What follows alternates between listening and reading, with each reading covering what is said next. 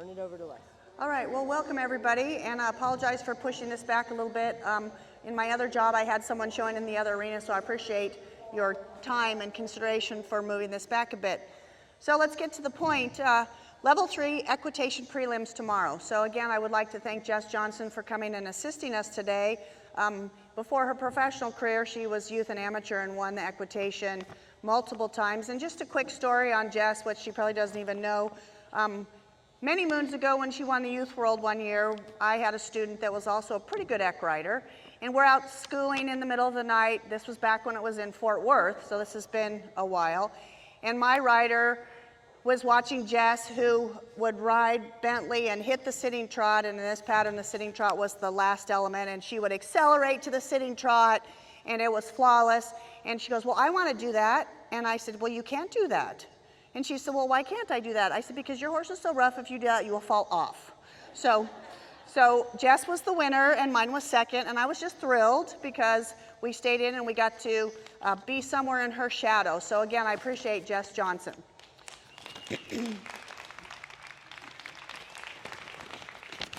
Some of the things that I'm going to talk about are some on the forefront for me. Many of you may know or may not know, I just got done judging the Congress. So with that in mind, I judged a lot of equitation horses and then had feedback from a lot of the other judges' pool of people that were there judging on the equitation classes. So some of the things that I'm going to maybe mention will be some of the things that the judges talked about during their judging experience at the Congress, so it's pretty fresh. So to start with our pattern tomorrow, there's going to be a start cone, and it's going to be set off in the corner of the Norick arena. Are we in the Norick or the performance arena? Performance arena, I believe. So Norick? So it'll be set in the corner down here, I think off the green line is what Patty told me. So you'll start, they'll flag you in and you'll start at the cone. Walk forward approximately 2 horse lengths back over your tracks.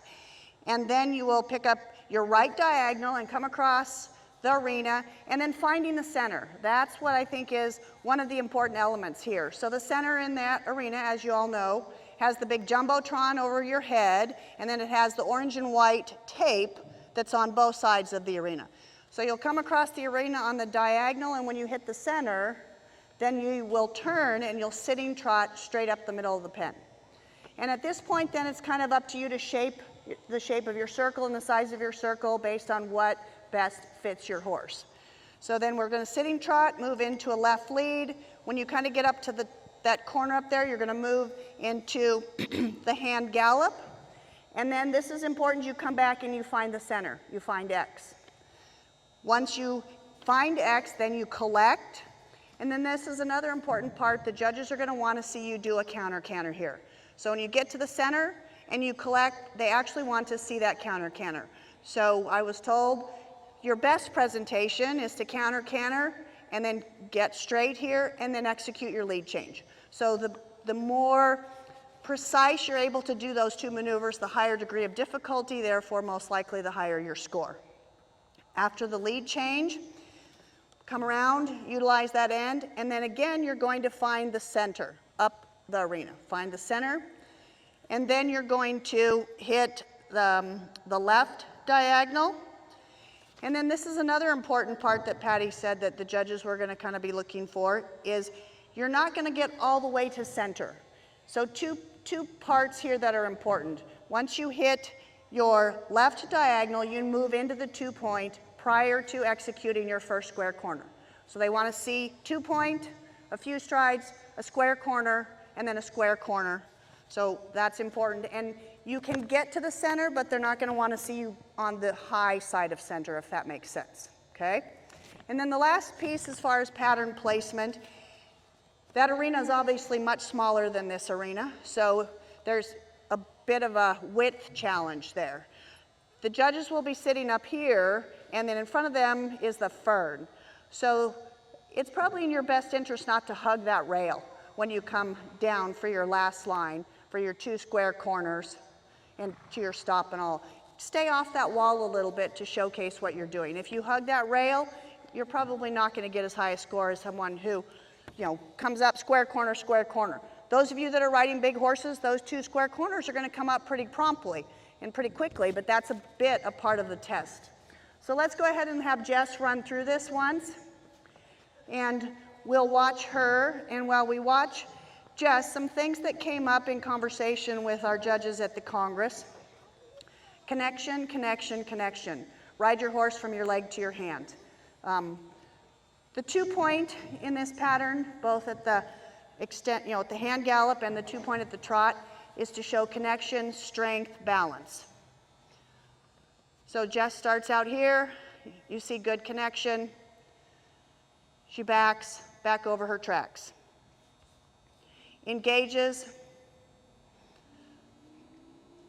Comes up on the correct diagonal. Finds her center. Sitting trot. Does not slow down. Maintains the same pace from her posting trot to her sitting trot. Execute the left lead. Moves into the hand gallop. Hand seems seamless. Rein length is adjusted to stay connected. Finds her center, does her canter, gets square, executes her lead change. Again, comes around, finds the center of her ring, finds her diagonal, 2-point, 2-point, sitting trot, and stop even with your start cone. Pause to show completion of the pattern, and then exit at the walk. So some things that she did is she finished strong. Her last sitting trot was equal to her first sitting trot. Make those things the same as you go across there. Connection, I think, is the biggest thing that the comments were from the Congress. So now I'm going to tell you that Jess is riding a horse now that is a bigger strided horse and has a different shape than some of the people who are going to come to this from a more Western-oriented individual. That's okay. We're not judging your horse. We're judging you as horsemen to determine if you're on a Western horse, don't jog. We as judges are going to be able to tell if you're on a Western horse, but if you as a horseman allow it to move out to its ability, you're going to be scored accordingly. The other thing is rein adjustment. When you go to the 2-point, if your hands come forward 6 inches, which they probably will, your reins need to be shortened. There's a 10-point penalty for loose reins, and we did apply it a fair amount at the Congress. So that's another thing to be aware of, okay? Connection, connection, connection. One more time, Jess, if you don't mind. While she's going through this, does anybody have any questions? Judges' questions, execution questions. Yes, ma'am.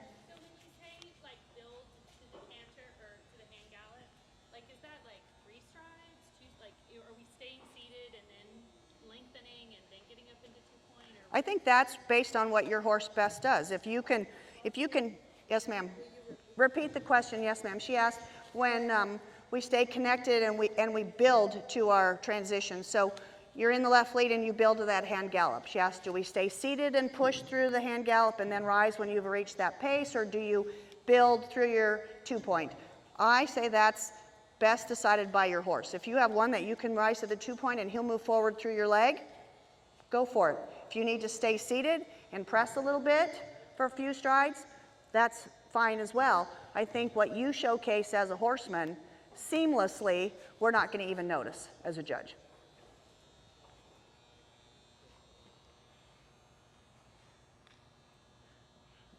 See, she shows the counter, lead change.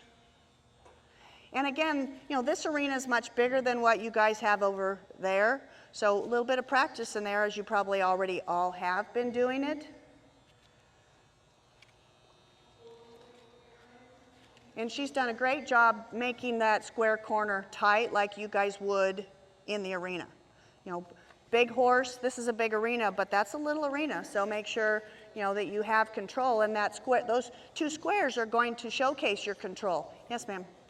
When we're talking about our path along here, we have a canter path and we have our straight line trot path right here. Okay. Based on size of horse, etc., can that potentially be your same path? You're staying off the rail.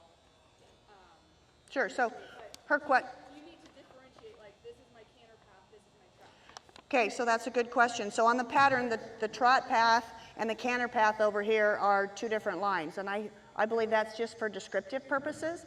You know, if you have a little horse and you want to make that a little smaller, you can. Some of you that are riding big horses need to utilize that space a little bit more. But you know, for me, you know, it looks nice on the paper being 2 different lines, but I think in practicality, it's not going to be 2 different lines. And they're not going to go, oh, yeah, wow, she's got 2 different lines going on there. They're on the same line. I don't think that's even going to come into their thought process. Okay? You know, they're aware that we have several different types of horses here. You know, big hunters, big strided, more Western-oriented horses that might turn tighter, those kinds of things. So again, I would like to stress, as a horseman, utilize your individual animal and showcase it to its best ability, okay? Other questions? I'd like to put a plug in for the professional horsemen's. Well, we used to call it the Crisis Fund, and now it's the Endowment Fund, I believe, that funds education and funds the Professional Horsemen's Crisis Fund. And the other night, we had Jill Cook and her husband, and I'm quite remiss in his name, who graciously donated $625,000 to the Endowment Fund, which goes, yeah, that's a huge, huge donation. So the end goal for this year, this campaign has been $750,000, so they put a huge hit towards that. And then Karen also tells me that this year we are within striking distance of raising the most money through these Ride the Pattern clinics that we have in history of the World Show Ride the Pattern clinics. So with your guys' gracious donations, you can either give cash or they have a QR code that you can donate through. I know there's been several professional horsemen that have been the benefit of that when they've been hurt, had disasters at their property, whatever the case may be for each individual. So your gracious donations go to help. Jessica, thank you very much. Appreciate it, as always. Hold on, Jess. Jess, hold on a sec. You were talking, she already started. They want to see it one more time. They want to see it one more time without me yapping? We can do that.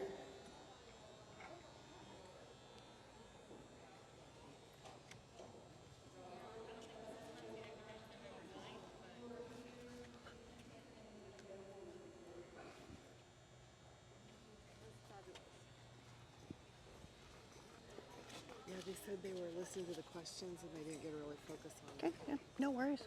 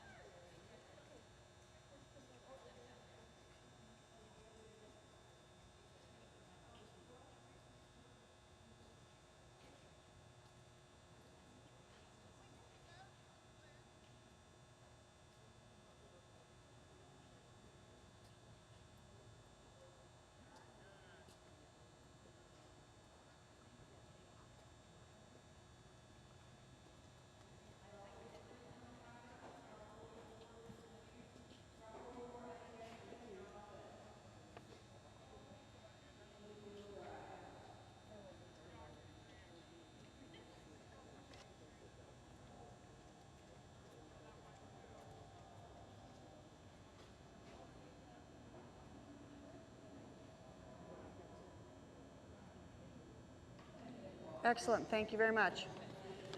Any other questions, comments, concerns? Yep, give Jess a big hand.